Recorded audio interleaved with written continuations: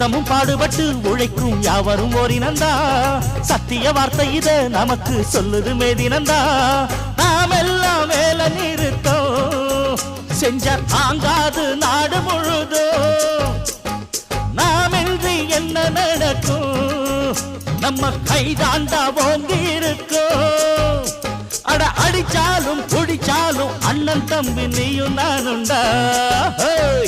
உழைப்பாளி இல்லாத நாடுதான் எங்கும் இல்லையா